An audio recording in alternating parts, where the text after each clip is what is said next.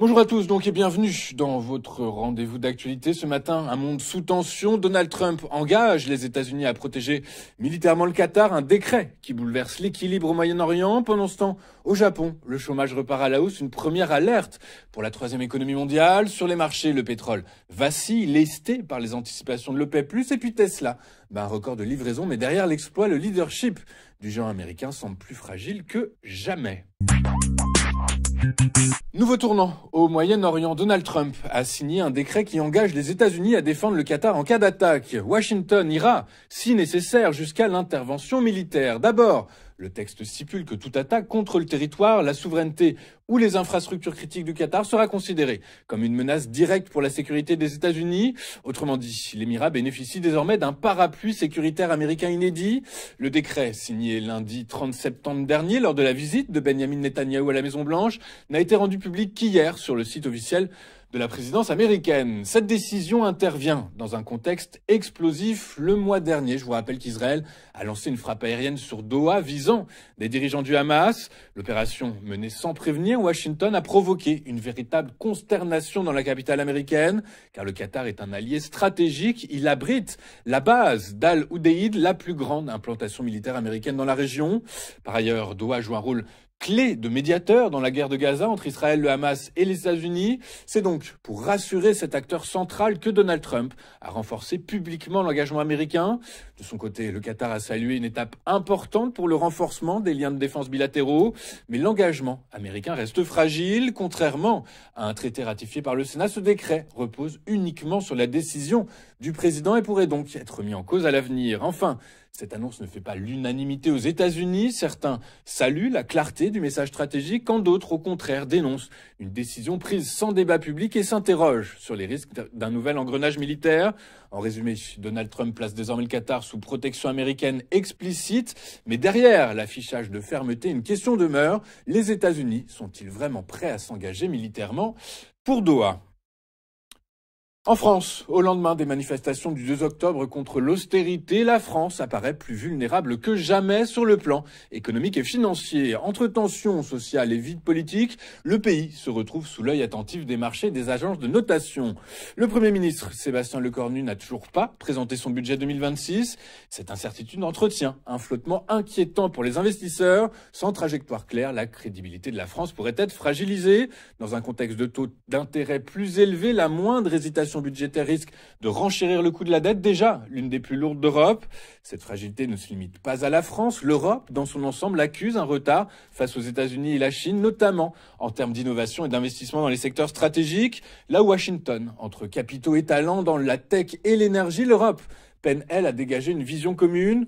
La transition énergétique illustre bien cette vulnérabilité, puisque malgré les annonces de Bruxelles pour réduire la dépendance au gaz russe, le rythme reste insuffisant. Une flambée des prix de l'énergie ou un choc géopolitique pourrait encore fragiliser la balance commerciale française et peser, in fine, sur la croissance. En résumé, la France est à la croisée des chemins. Si le gouvernement n'apporte pas rapidement de visibilité budgétaire et de réponse aux revendications sociales, le pays pourrait payer au prix fort son instabilité politique. Dans un monde où la confiance se mesure à la seconde près, chaque hésitation devient alors un risque tangible. Les cours du pétrole ont regagné un peu de terrain ce matin après 4 séances de baisse consécutives. Ce sursaut reste cependant insuffisant sur la semaine. Le Brent affiche une perte de 8,3% et le WTI de 7,6%, leur pire performance depuis fin juin. Cette tendance négative s'explique d'abord par les attentes vis-à-vis de l'OPEP+, puisque selon des sources proches du dossier, l'organisation pourrait annoncer une hausse de production de 500 000 barils par jour en novembre, soit 3 fois plus que celle d'octobre. Pour Riyad, il s'agirait de regagner des parts de marché, mais pour les investisseurs, ce choix pourrait accroître l'offre excédentaire et ramener le brut vers 58 $, voire vers son plancher de l'année à 55 $. Le marché est également fragilisé par des signaux contradictoires sur l'équilibre offre-demande. Aux États-Unis, l'Energy Information Administration a indiqué une augmentation des stocks de brut d'essence et de distillat. Cette accumulation reflète un ralentissement de l'activité de raffinage et une demande moins soutenue, confirmant une tendance saisonnière baissière. En parallèle, la maintenance de certaines installations limite temporairement la production mondiale, mais pas suffisamment pour compenser l'effet baissier. Les incertitudes géopolitiques accentuent la volatilité, la reprise des exportations de pétrole kurde d'Irak et la perspective d'un shutdown budgétaire aux États-Unis qui prend de l'ampleur alimente les inquiétudes sur la demande.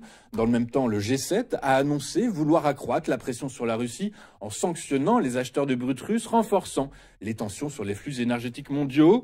Dans ce contexte, la décision que prendra l'OPEP+ ce week-end sera scrutée de très près. Elle pourrait en effet soit stabiliser les marchés, soit déclencher une nouvelle vague baissière pour les cours du brut.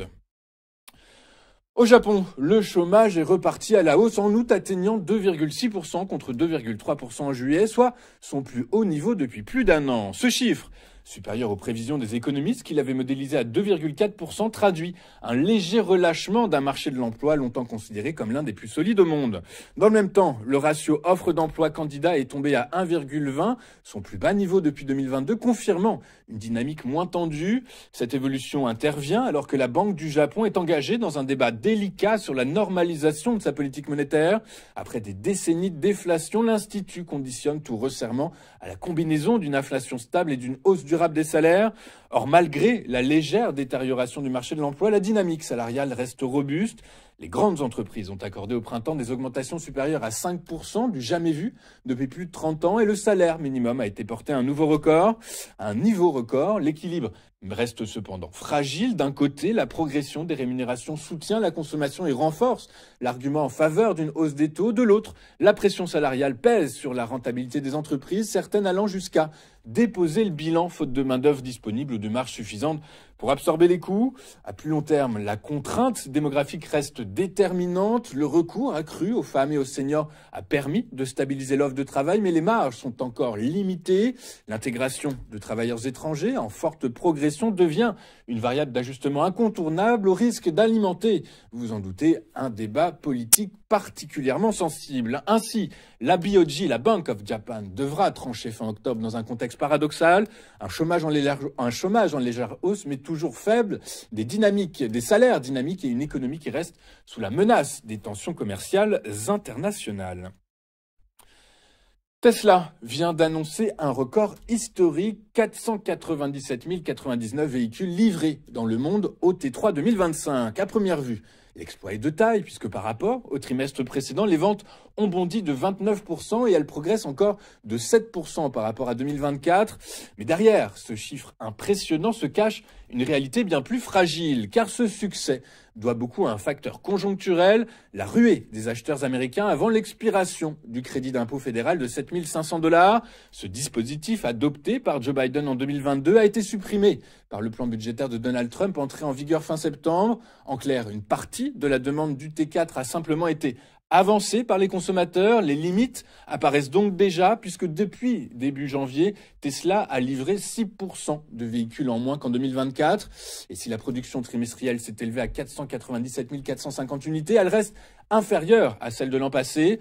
Autrement dit, le record cache des tensions industrielles et une tendance de fond moins favorable. Et pendant ce temps, la concurrence redouble d'efforts. Aux États-Unis, Ford a pris plus 30% et General Motors a doublé ses ventes, ce qui affiche aussi les deux constructeurs affichant donc des records. En Europe, Tesla cède du terrain à ses immatriculations ayant chuté de près de 43% depuis le début de l'année, alors que le marché global des véhicules électriques progressait, lui, de 25%. Quant à la Chine, le géant BYD, Build Your Dream, creuse l'écart, 1,6 million de véhicules vendus depuis janvier contre 1,2 million pour Tesla. À cela s'ajoute un problème d'image. Les prises de position politique d'Elon Musk suscitent méfiance et rejet, en particulier en Europe. Alors certes, la mise à jour du modèle Y a temporairement soutenu les ventes au Danemark, en France et en Espagne, mais l'absence de nouveaux modèles depuis 2020 laisse planer un doute sur la capacité d'innovation de Tesla. Le 22 octobre prochain, Tesla publiera ses résultats financiers du trimestre. Les investisseurs suivront de près la dynamique des commandes américaines sans crédit d'impôt, l'évolution de la part de marché en Europe et en Chine, ainsi que la stratégie face à la montée en puissance des constructeurs traditionnels et de BYD. En somme, Le T3 2025 illustre le paradoxe Tesla, des records ponctuels mais un leadership contesté. Sans offensive produit et sans relance de son image, la domination du constructeur californien paraît plus fragile que jamais.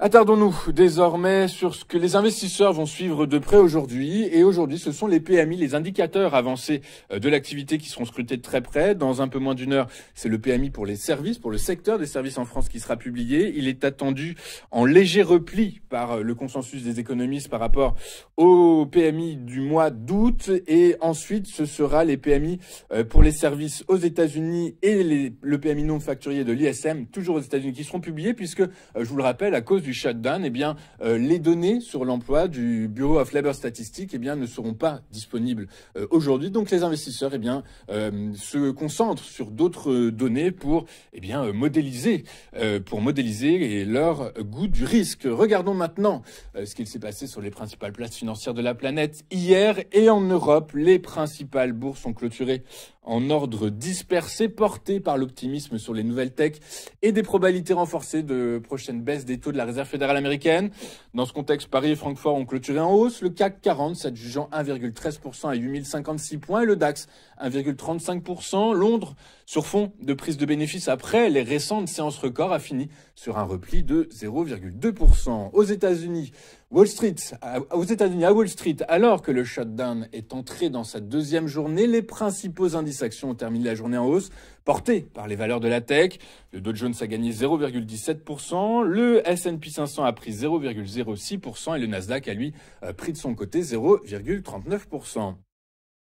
Quant au prix du pétrole, hier, ils ont poursuivi leur chute pour atteindre un niveau plus vu depuis près de 5 mois en raison de l'attente d'une nouvelle augmentation de la production de l'OPEP+, comme nous l'avons vu il y a un instant. Je vous rappelle qu'auparavant, l'OPEP+, avait augmenté sa production de 137 000 barils par jour. Désormais, selon les analystes et les sources proches du dossier, c'est plus de 500 000 barils par jour qui pourraient désormais inonder le marché. Je vous rappelle que les pays de l'OPEP+, cherchent à travers cette stratégie à gagner des parts de marché. Donc dans ce contexte, le prix du baril de Brent pour livraison en décembre a perdu 1,9% à 64,11 $ l'unité, un plus bas donc depuis début mai. Quant à son équivalent américain, le baril de WTI pour livraison novembre, il a lui suivi la même tendance puisqu'il a cédé 2,1% à 60,48 $ l'unité. Nous allons marquer une toute première pause dans cette édition du 3 octobre 2025 et juste après, comme vous en avez l'habitude, nous retrouverons Antoine Quesada et son Chronoca qui nous expliquera dans quelle mesure les niveaux techniques atteints par le CAC 40 sont de nature à éventuellement regarder plus haut. À tout de suite sur Téléfinance.